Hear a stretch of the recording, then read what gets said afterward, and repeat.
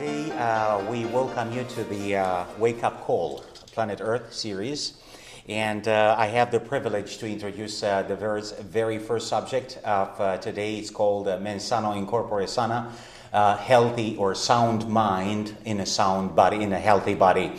And I do have Mr. Leslie Bauer, which is the director of White Creek Wellness Center from United States. It's the location is in Tennessee, yes, Nashville. I'm close by Nashville, Tennessee. How many miles? Knoxville, close by Knoxville. Knoxville, okay. And he's visiting with us in Canada today, and he will deliver us the very first lecture. We will have a cycle with him. He will be here for next weekend as well, and he will have a chance to open a forum of discussion and conversation with some of us, with those who are interested and have additional questions as well. So I would gladly welcome Mr. Leslie Bauer, the director of White Creek Wellness Center. For the first delivery, we will have a break, and then we will continue with whatever will occur according to the schedule. Mr. Bauer.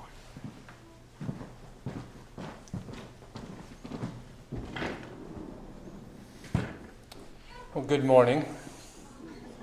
I hope to share with you this morning the relationship between the body and the mind, and how delicate of a relationship that is, and maybe our need to be concerned about some of the things we do in life, and how that will affect us, our body, our soul, and our mind.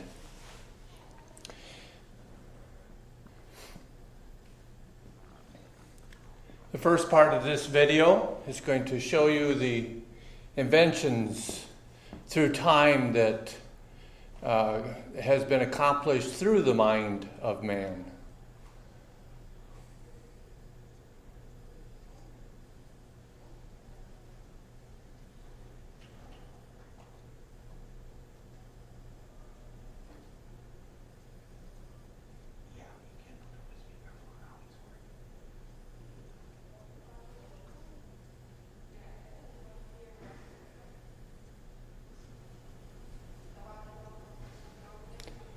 Amazing things that man has done.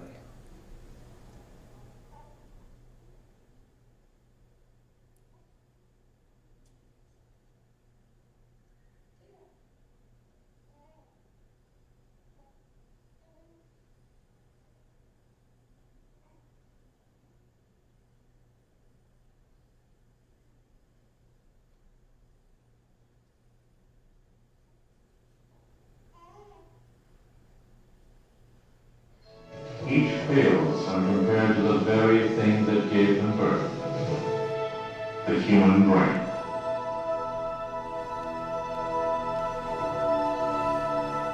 If ever ability was concealed by outward appearance, it is here, in this 3-pound mass of tissue, the size of a cantaloupe, the consistency of soft cheese. From this unlikely looking package flow our thoughts, actions, memories, and dreams. It has been called the most powerful and mysterious entity in the entire universe. But how does it work?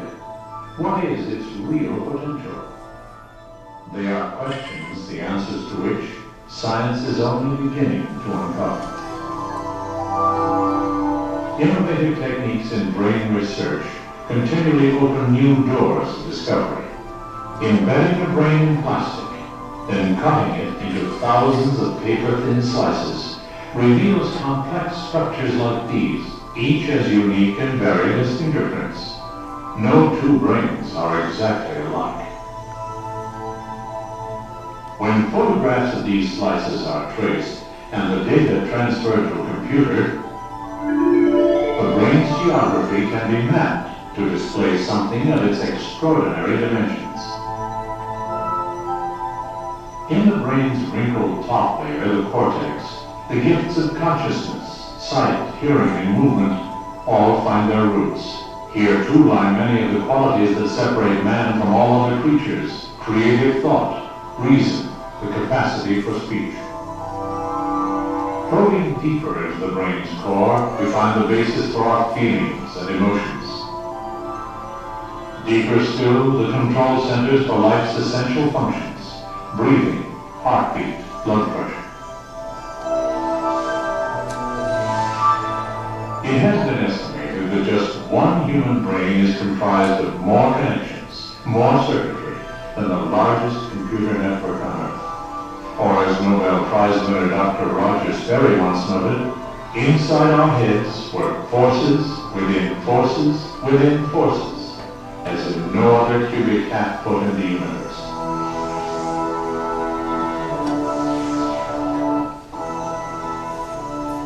Within its deepest reaches, millions of tiny nerve cells work furiously, processing a barrage of information that poured in from the world around her.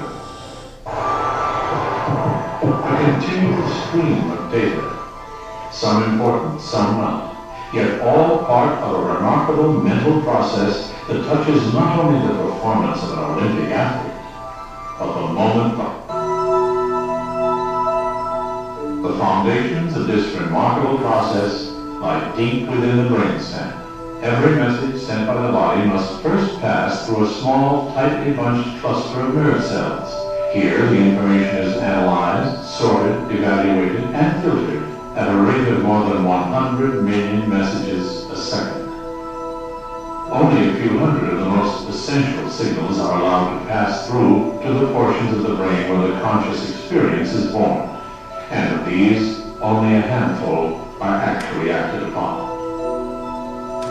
Throughout the day, this process continues unceasingly, enabling us to focus our attention even when the pressures and distractions of the world reach Olympic-sized proportions. So 100 million messages a second. I don't know if anybody can figure that out for me. How many is that an hour? How many a day? And our brain has to filter all that information to what's important, what's not important, what should be kept in long-term memory, short-term memory. And yet this organ is very delicate. Here's a quote from someone of the 1800s, early 1900s.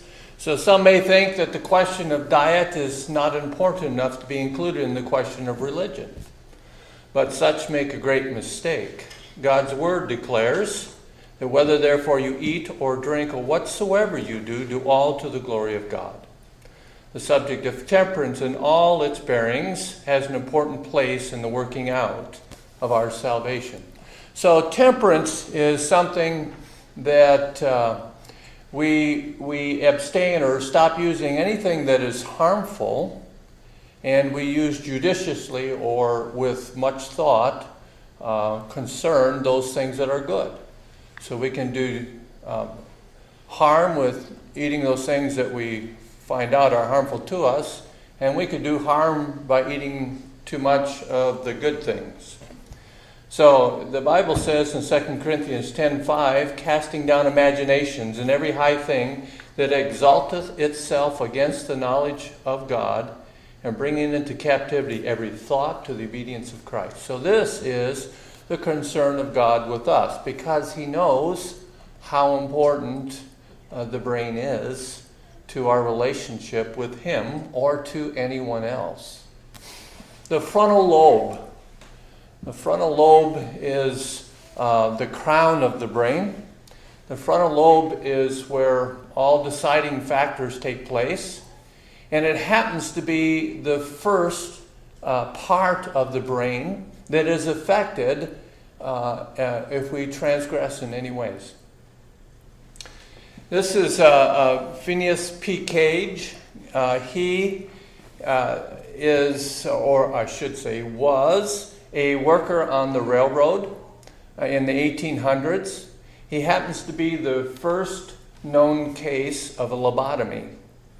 And the lobotomy is where they go up through and sever the nerve between the frontal lobes.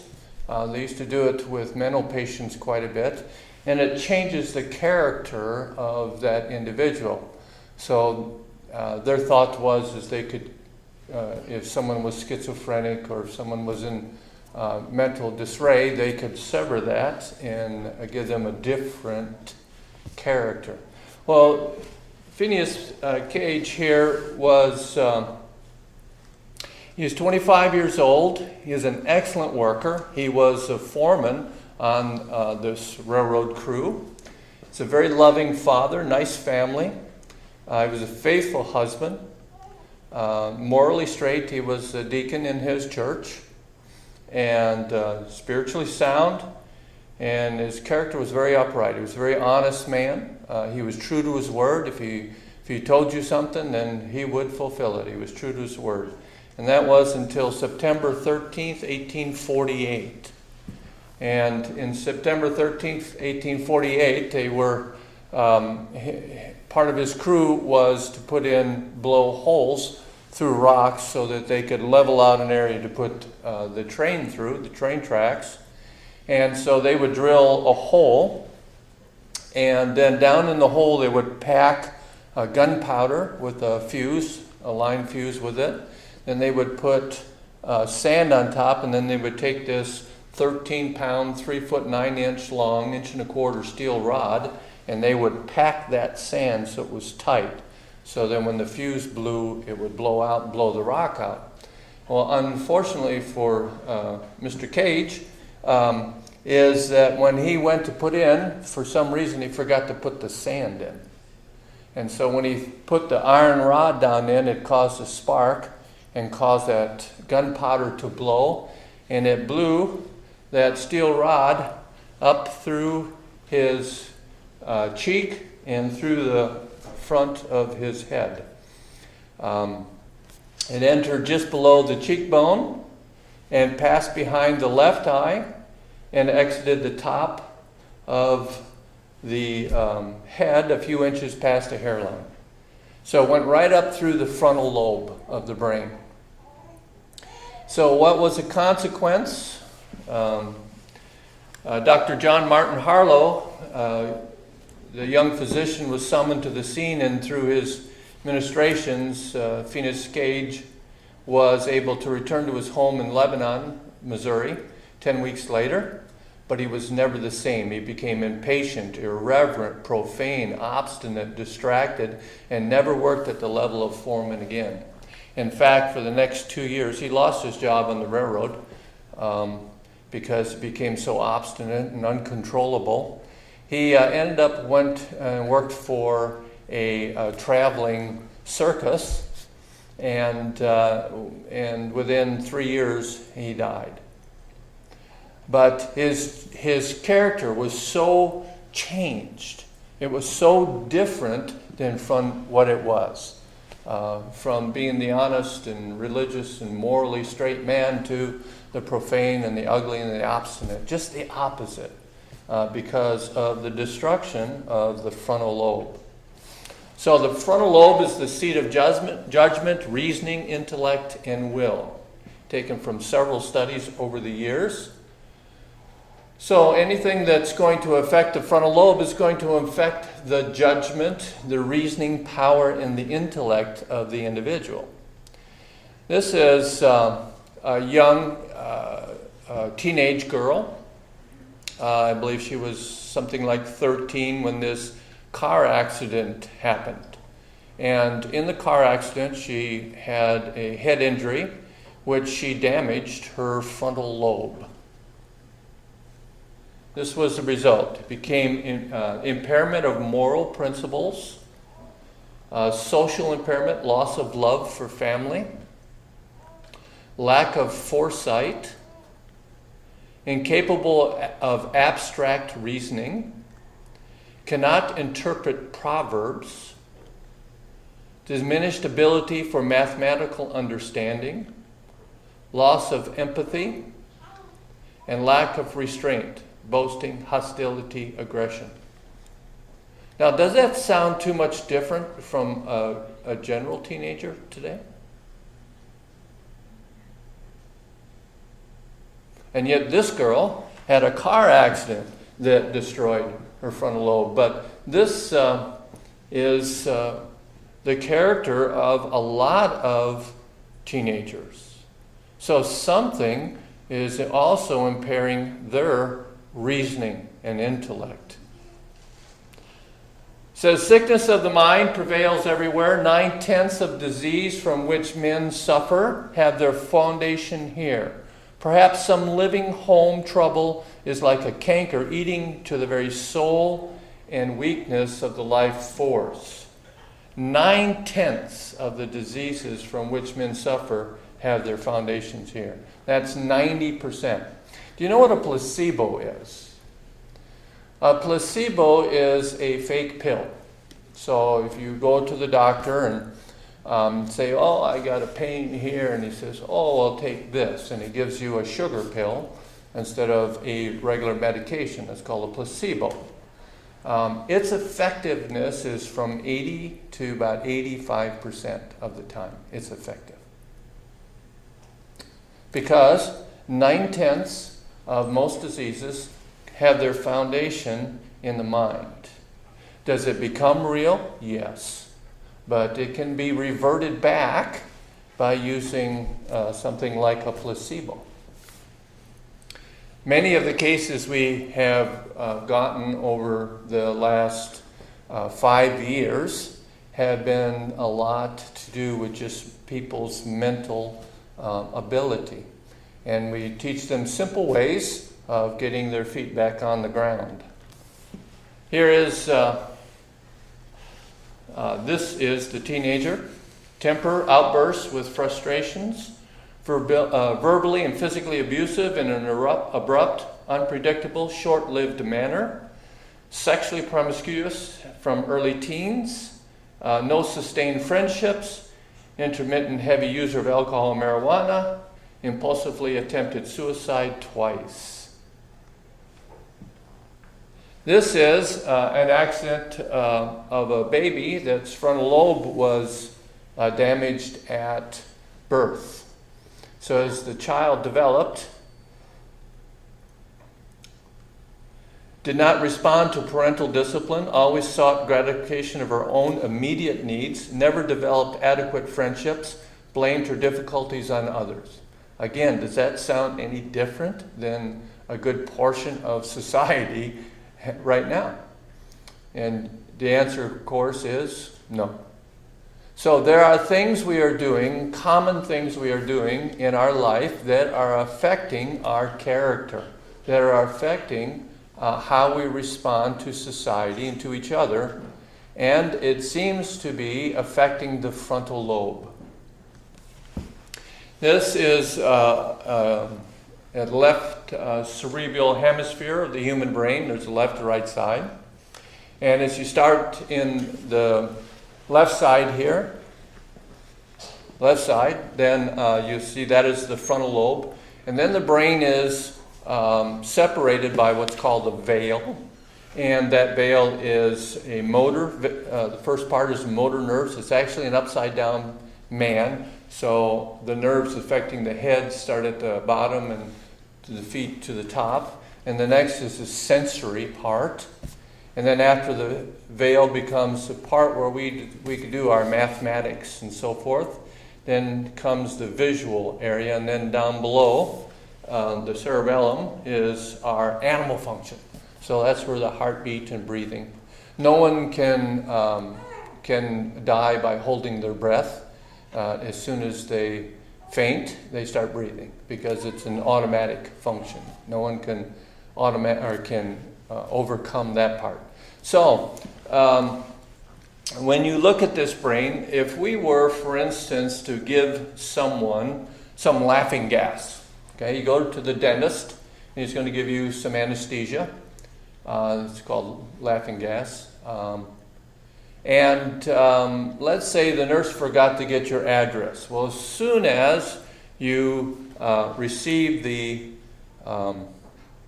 laughing gas, the anesthesia, the nurse comes in and she says, "Oh, Mr. Bauer, I forgot to get your address." And I would probably turn to her and say, "Oh, you fat thing, what are didn't you go to school?" I'd be so abusive to this individual.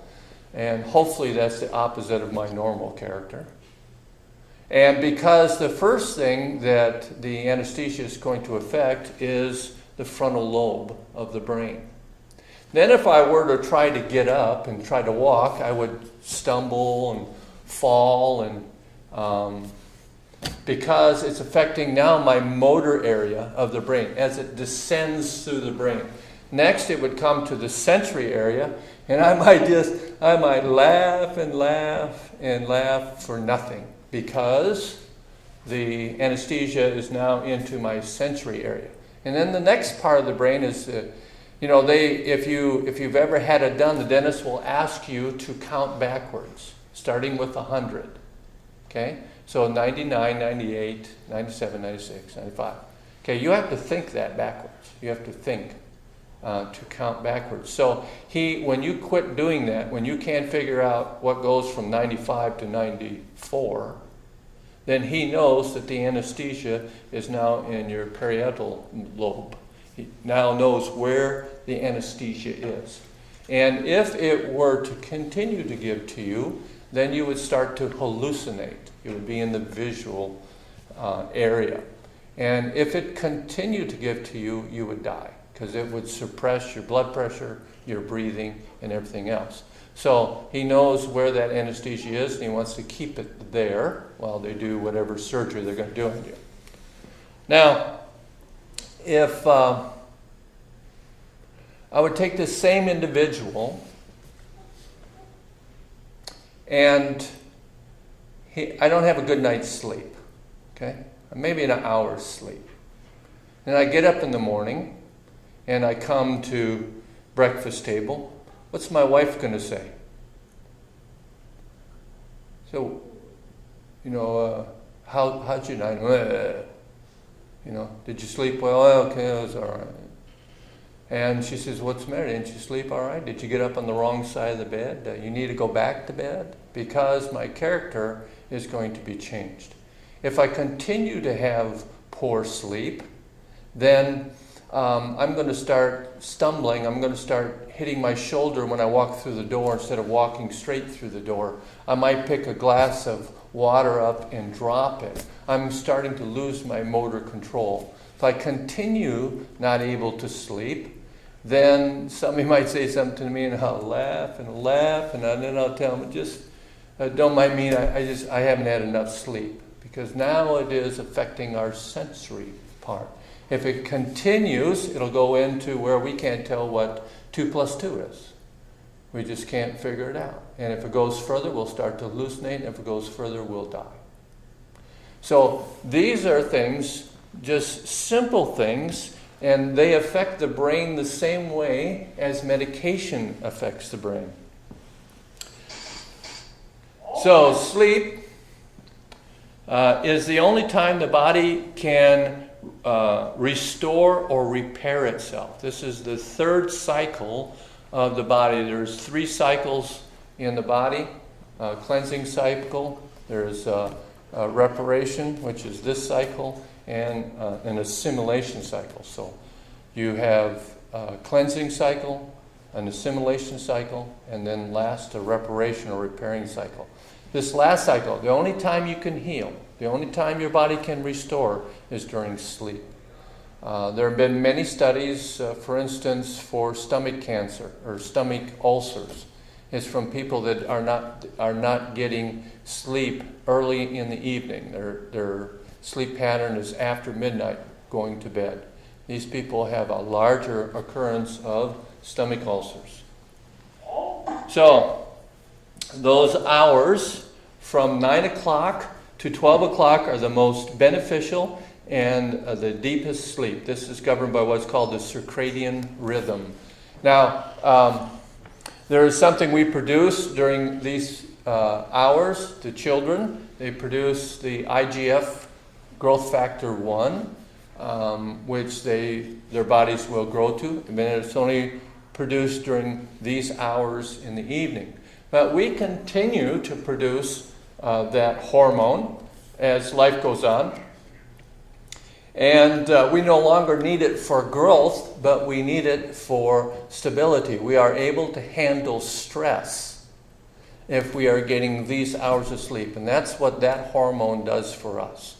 So it's really important that we get those hours of sleep. So we don't wake up and our wives or our husbands are saying, you need to go back to bed because your character is not what it should be. So, continue with a little bit with sleep. Vegetarians, animals sleep between 7 and 8 hours a day. Carnivorous animals sleep up to 20 hours a day. Where do you see the dog or cat? They're always sleeping. They might get up and run and play a little bit, but as soon as they're done, they're conked out, they're sleeping. So it's the vegetarian animals sleep what we sleep. So no one's a night owl. Those who work the graveyard shift live an average of 7 years less than their counterparts. So you take two people working the same job, the same amount of hours, and one will work the day shift, one will work the graveyard shift. That's a neat name, huh? Graveyard shift. And so, 11 to 7, whatever the time is, 11 o'clock at night to 7 in the morning. That's the graveyard shift. They will live 7 years less than their counterpart that works today. So all these things affect us physically. We don't realize it, and the most damaging part is the fact that they really affect us morally also. So loss of 1 hour's sleep increased accident rate by 15%. This is a study actually done here in Canada. I think it was done on the East Coast. And what it was is they looked at accident rates, car accident rates, after daylight savings time. And they went up 15% from one day to the next. And it was all because of the loss of 1 hour's sleep. So sleep of the laboring man is sweet, Ecclesiastes 5:12. So go to bed early, tense, relax. You can take a warm, neutral bath. Catnip, hops, other herb teas are good.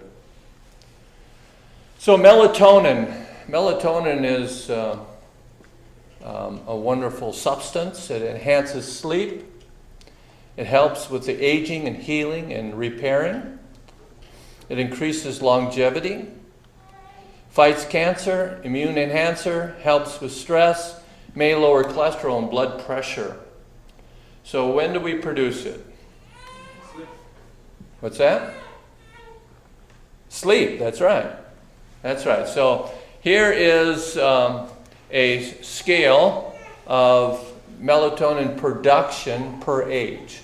And from basically 10 years old to 20 years old, we have almost a 60% loss of melatonin production after puberty. So, children, what do they sleep all the time? I remember my little daughter, my oldest daughter, I remember when she was about 5 years old that I was putting her in a car and I hit her accidentally, of course, hit her head on the side of the door as I was putting her in the car, and she never woke up. They have so much production of melatonin, they sleep like a baby. So, but as we age, you see the melatonin production goes down. So you find older people not sleeping much as we get older. I'll find out someday as I get older. But then, as young people believe they can get away with anything. See, they can stay up most of the night. They can not follow the laws of health, and they sleep like babies. They wake up and they can go, and it's because they have all of this production. But there's a day coming that they'll have to pay for that. As you get older and your melatonin production goes down and your hormone production goes down, then you'll see on how much that has affected you. So this is the 24-hour cycle of melatonin production. And as you can see it, during the day we have virtually no melatonin production. And it is associated with light and darkness, basically. As it gets dark, or nearer to dark, the more our melatonin production goes up. So we want to go to bed early because we have to get into the deep sleep, which is the REM sleep, the deepest sleep, to achieve the greatest amount of melatonin production. So if we don't go to bed, let's say we're going to bed at midnight, then we have delayed the process of the melatonin production, or are receiving it, because you remember, it's only during sleep the body can heal or restore. So if you're not asleep, you're not going to be accumulating this melatonin. So it's really important to go to bed early. Here's some of the things that affect melatonin production in us. Stress, caffeine cuts melatonin production in half for 6 hours. Alcohol, up to 41% reduction, and tobacco. Then there's other things, smog, other things that affect it. Now, when we look at the frontal lobe, we see that man has the largest percentage of frontal lobe than any of the other animals, and because God has given us reasoning power. The 4 brown drinks, do you know what they are? Coffee, Coca-Cola, tea. What was the other one?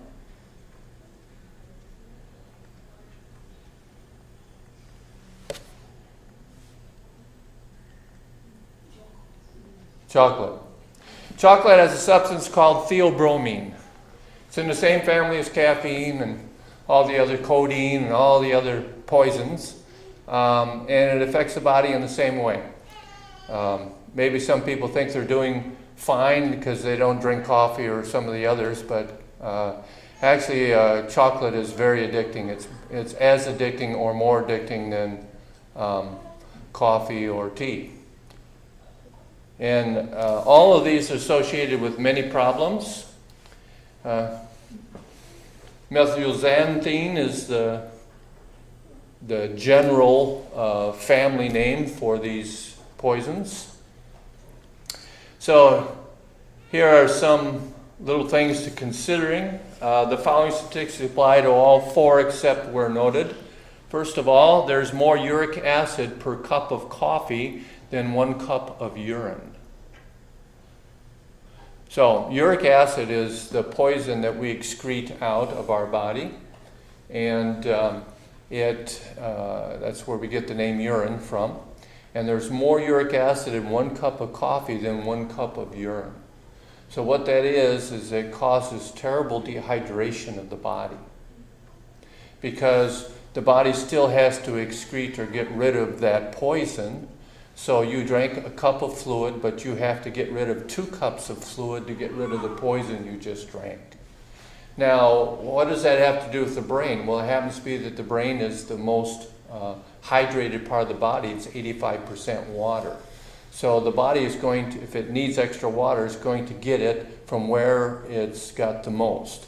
And it's going to get it from the brain. And headaches, confusion, not able to think clearly. These are some of the results of dehydration. Many headaches, many headaches we have taken care of just with a glass of water. So coffee is the second largest commodity sold in the world. Oil is the first, 4.5 billion tons annually, metric tons. Coffee is the primary source of caffeine consumption. So besides caffeine, there are 100 other bad chemicals in coffee. So caffeine sneaks past the blood-brain barrier, causing abnormal thought patterns. So you have a protective barrier, a chemical barrier for your brain, and only a few chemicals are able to sneak past that barrier. And caffeine is one of them. There have been many terrible things that have happened in the world, people getting up in towers and shooting people and so forth. And most of those people have been on caffeine binges. So sugar and caffeine, and it gets to the point where those thoughts become terribly abnormal. So some side effects of caffeine is racing heart, bad balance, insomnia, disconnected thoughts, poor memory, fatigue, anxiety. So Your brain is going to be affected very quickly. Your emotion, your character, your frontal lobe is going to be affected very quickly with coffee, tea, and colas, and chocolate. Thank you. Just want to know if you were paying attention. So here's some of the results of caffeine also on other parts. Here causes higher blood flow rate and blood pressure while reducing the blood flow to the heart. That is like me asking you to run down the street a block and back, but I am going to tape your mouth shut. So you have to breathe only through your nose. So I would cause you to have more exertion, but you couldn't get as much oxygen as you need.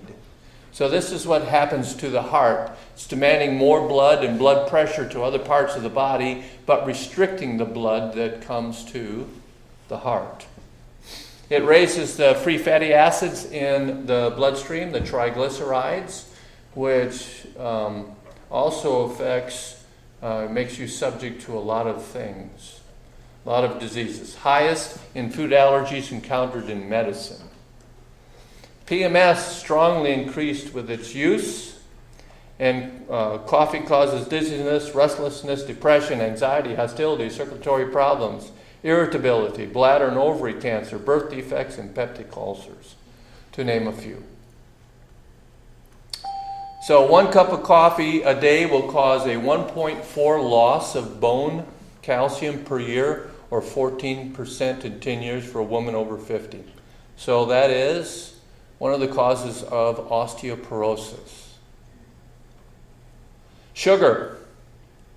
See if sugar affects the mind. Let me go back here. It says large amounts of sugar in the diet have been demonstrated to impair frontal lobe function in school-aged children. So how can we secure depression, nightmares, mental lapses, fatigue, and violent mood swings? This was a study done by a psychologist, Barbara Reed's research, and she found that we needed to omit from the diet sugary junk foods, coffee and its relatives, and refined carbohydrates. So what is a refined carbohydrate? Well, that would be any refined product. We usually find it in refined flour, so white flour instead of whole flour, white rice instead of brown rice. Anything that goes down the refining process becomes a refined carbohydrate. The fiber that are in the products allow the body to handle that product totally different than if you take the fiber out. The insulin, the blood sugar control, all kinds of things are affected by it. So here's an interesting study. It's called the Tidewater study. This is done in Virginia, USA, Tidewater, Virginia. And this is taken off of a book that was written in the 1970s called Diet, Behavior,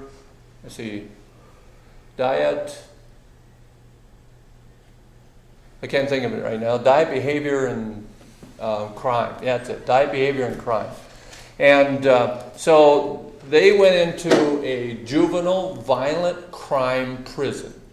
Okay, so we have teenagers that have committed murder and rape and crimes with guns and knives. It's a violent crime facility. And what they did is they went in and they took all of the junk foods out. Okay? So they went through all the vending machines, took the candy out, took Cokes out, took all junk food out. They were not allowed to get any packages from home. So no sugary cookies or candies or anything from home. And they went in and they put apples and bananas and whole foods for them to use as their snacks and so forth. And this was the result. There was an 82% reduction in assaults. There was a 77% reduction in thefts, 65% reduction in malicious horseplay, and a 55% reduction in refusal to obey orders. So sugar affects the character or the frontal lobe of the brain. as much as any other drug. Sugar is not a food. People look at white sugar as a food. It is not a food, it's a chemical. You cannot put food in the bloodstream. That would kill you. You can't put honey in there. You can't put herbal tea in there. You can't put anything in the bloodstream that is a food source. It has to go through the digestive system. Sugar can be put directly into the bloodstream. It is not a food. It is a chemical, a powerful chemical. And it affects the character or the mind of the individuals. You can see from these youths that were already associated with violent crime. Reduction of those substances changed their character enormously. 82% reduction in assaults, 77% reduction in thefts, 65% reduction in malicious horseplay, and 55% reduction in refusal to obey orders. Now, what would happen to our society if we went through and took all the junk food out and just gave them fresh fruits, oranges, and bananas, and apples, and raisins? What a change in society that would take. So drugs damaging the frontal lobe. So illicit drugs, certain prescription drugs, other legal social drugs, alcohol, caffeine, nicotine. Drugs affecting the mind, asthma medications, which are steroids usually, blood pressure medications, beta blockers, calcium channel blockers, centrally acting agents, tranquilizers, sleeping pills, anti-ulcer pills, anti-inflammatory drugs, pain relievers, narcotics, cold and allergy medications.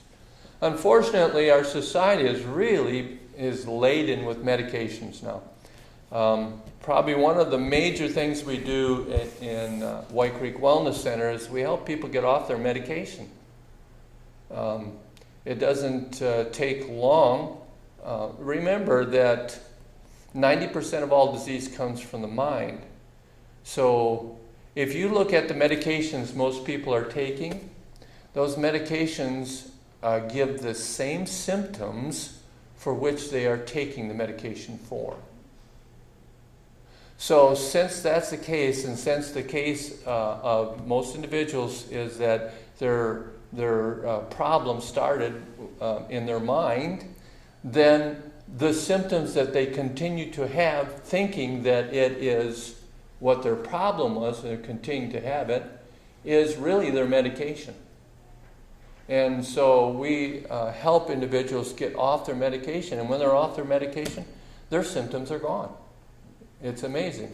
Blood pressure, seizures, all kinds of are things that are really causing a change in the body. So caffeine impairs the brain 8 ways. Produces dependence, causes drug withdrawal, causes worsened psychiatric illness, impairs physical and mental performance, interferes with sleep, threshold to other illnesses that can adversely affect frontal lobe, can cause spiritual and social impact, can cause toxicity and even death. So, what are the 4 sources of caffeine or its relative? What's one? Coffee. Another? Colas. Another? Chocolate and tea. Tea. Yeah. Even green tea, which is becoming very popular in the natural food world. Green tea has got as much caffeine as anything else in it. It's just green leaves instead of brown leaves from the same plant. So brain power, use it or lose it. Activities that strengthen the mind, studying the Bible, crossword puzzles. There was some very good research done on the activity of the brain, and they found that people that prayed and studied their Bible had the most active development of the brain. I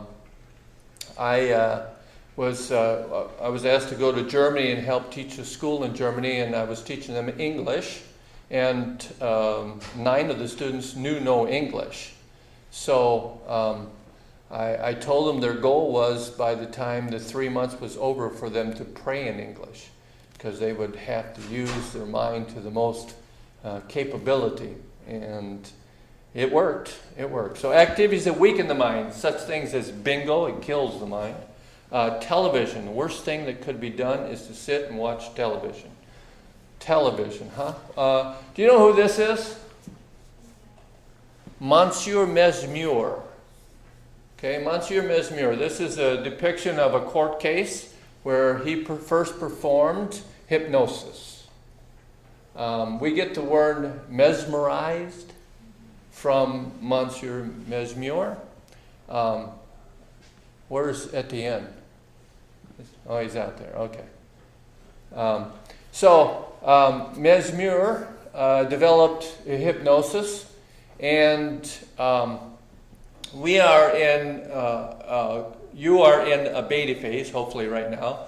Your brain waves are in beta phase. That's a judgmental phase. You determine what is right, wrong, what is truth, what is should be done, should not be done. But hypnosis takes the individual and puts them into alpha phase. Okay, and alpha phase is still a conscious phase. The eyes are still open, sensors are there, but you're not responding to them. Alpha phase is a deep daydream. You ever talk to somebody and you're talking to them and they're looking right at you, and finally you say, "Are you listening to me?" And they go, "What? Are you with me? Are you with me? What? What'd you say?" You know, they were looking, they're standing there, they're breathing, they're all awake, but their mind is in alpha phase. Did they hear what you said? Yes. They heard every word you said. But they made no judgment on it. So you can put an individual in an alpha phase and then tell them they're a chicken or they're something else, or tell them to answer the questions or to quit smoking or different things, and you give them the power of suggestion. So, learning is generally conceived as active, or shall we say beta phase, and purpose behavior involving motivation, practice, and achievement. Here, the authors focused on passive learning, on what is caught rather than taught, and on the process by which such learning may take place. Passive learning is typically effortless, responds to animated stimuli, amenable to artificial aid, to relaxation, and characterized by an absence of resistance to what is learned, thus opening up possibilities that, dependent on one's point of view, may welcome or deplore. This was a study done a long time ago. In fact, it was a study done researchers on television. And this became the basis for advertisement for television. Because television is a physical monitor that within seconds your brain goes into alpha phase. So in alpha phase, you become a passive learner, not an active learner. So things are caught and not taught. So the brain can be influenced tremendously by the influence of television. There's been recently in the 70s an exceptional time period, because there was two places in the world. One was here in Canada. I think it was Nortel, Canada, here in Canada, and one place in Africa that had never had TV. And this was in the 1970s.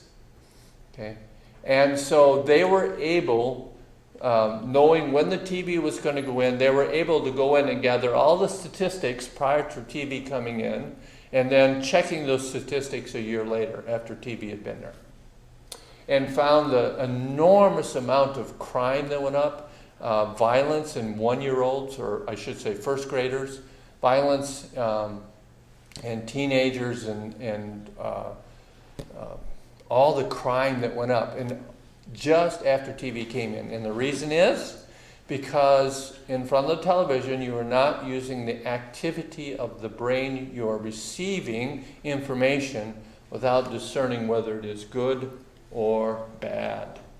I think the third series of this lectures, someone is going to be speaking about television and your children. So, for early education, may be an opportunity to accept the fact that many children fidget in class, and that this interference with the attention is not to be blamed on parents, teachers, or the child. Mild drugging of these children or training in relaxation through alpha driving may be dramatically helpful to the educational achievement. Study was done in 1969 on TV. So what were they saying? Well, let's drug the kids or send them in front of a TV and teach them. So what do we have today? I don't know about Canada because I didn't look at the statistics for Canada. But in the United States, Ritalin is given in enormous amounts to children in school. Not for the purpose of necessarily educating them, but filling their minds with information and keeping them sitting still in the class. This is one of Monsieur Mesmer's achievements, a physically impossible thing, but once the mind is taken over, anything is possible. So here's shut them in rooms, and be these rooms ever so elegantly furnished, they will grow fretful and gloomy. Give them the blessing of outdoor life, thus their souls will be uplifted, relief will come to body and mind. Again, done in the late 1800s. So this is the environment we now put our children in to educate them. Will they be agitated and jumpy and fretful and gloomy? Yes, because it's in an artificial environment. We need to give them more fresh air and sunlight. Here's a psychiatrist at the National Institute of Mental Health says, we don't use Ritalin to improve academic performance, but get their behavior under control. Experts say it clearly works for about 70% of the ADHD children. But when one considers its side effects as well as the very real possibility of ultimate drug abuse, the wise procedure to seek the cause and treat them rather than the symptom. So Ritalin, I don't know if you know, but I grew up I graduated from high school in 1969, so I was in what they call the drug age. But Ritalin is speed. It's an amphetamine, and we're giving it to overactive kids, and it's just speeding the mind up a little bit to catch up with the fidgety of the body. And we're going to make drug addicts out of large amount of young children. So what is the cause? It says here, seek the cause rather than the symptom. So indeed there's concern among some, such as Bonnie Cramond, professor of educational psychology at the University of Georgia, who feel that many children are misdiagnosed when they are just highly creative, gifted, or bored. Especially because the great majority, as many as 13-1, are boys. We can hardly agree, we believe that the typical situation or institution is not appropriate for children at such early ages. But what are we doing? We're putting children in school very, very too young, especially boys.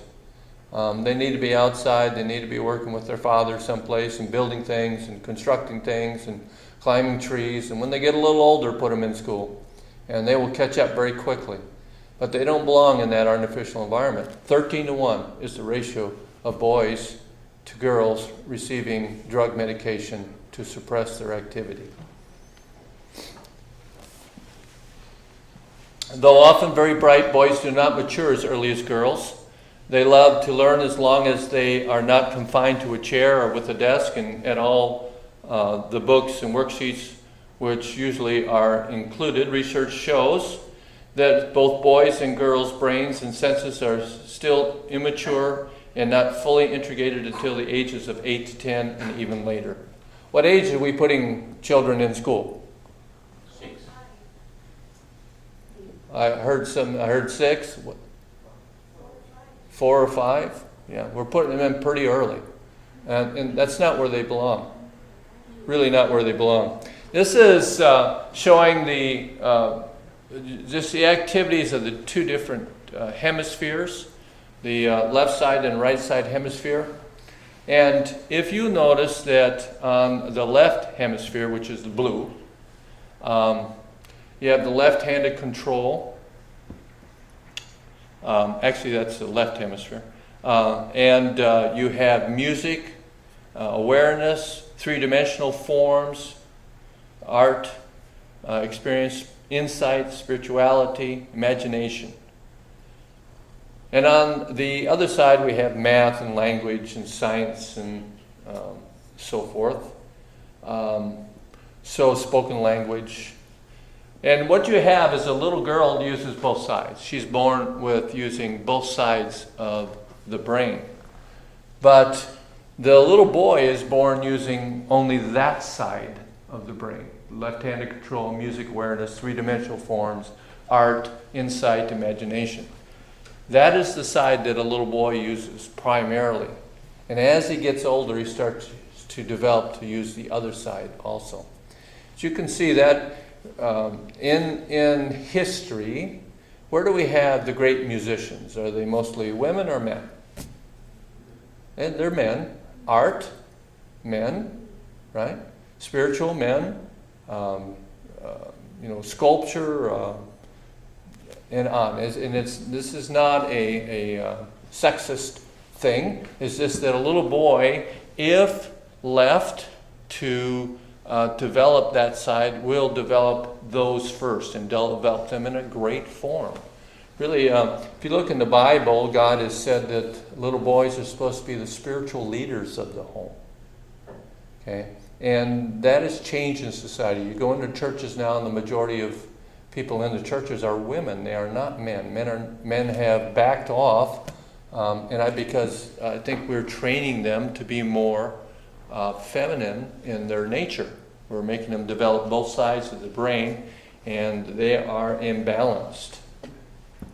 So we become what we behold, 2 Corinthians 3:18, either good or bad. The law of the mind. I like this quote. It says, "You may not be what you think you are, but what you think you are." So you may not be what you think you are. You think yourself pretty good and so forth, but you are what you think.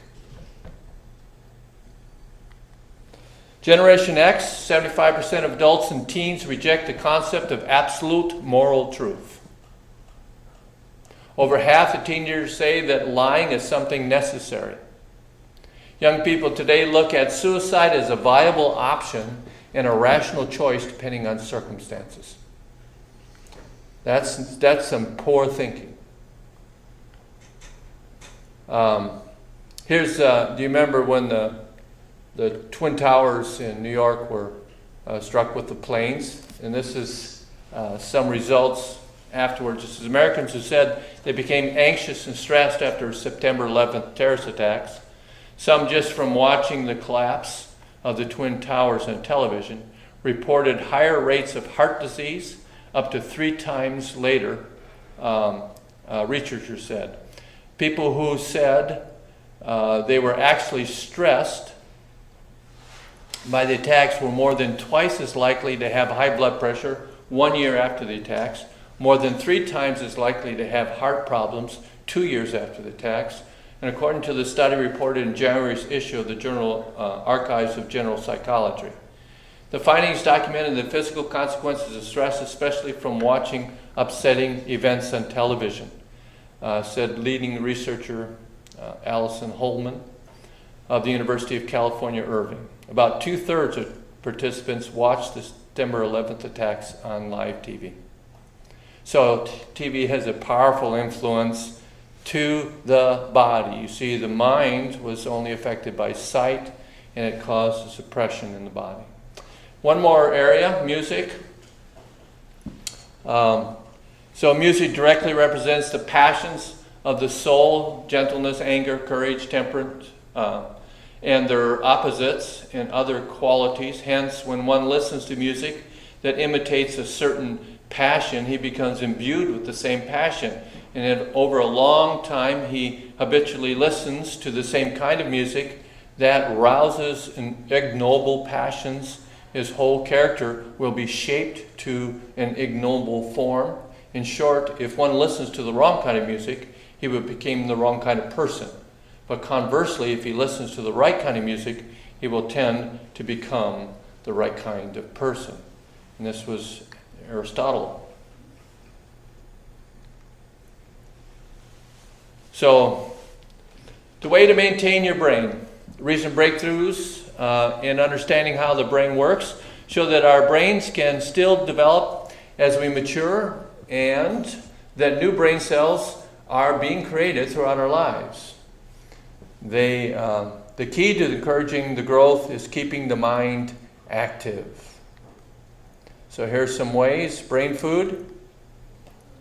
So new growth in brain cells and the connections between the cells called dendrites seem to be encouraged by learning, experience, and interaction with other people.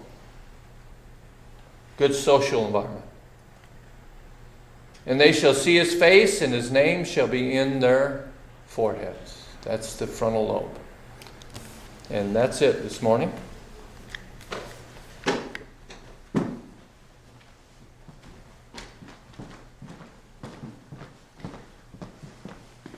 Well, we thank you, Mr. Bauer. I hope that everybody enjoyed this tremendous journey in the life of our brain. And many times we have to deal with atheism, which is very frank and straight and open in our society. Hey, show me God and I will believe it in. But at the same time, we don't see our mind, yes? And does not mean that we don't have a mind just because we cannot prove that we have a mind. We just see the pattern of our behavior that may show if we do have in the mind or not. So I do believe that our brain does exist, and it does really matter what we do with the brain, how we use the brain, what type of exposure we have for our brain, and that will influence the next steps or even our behavior and character in society.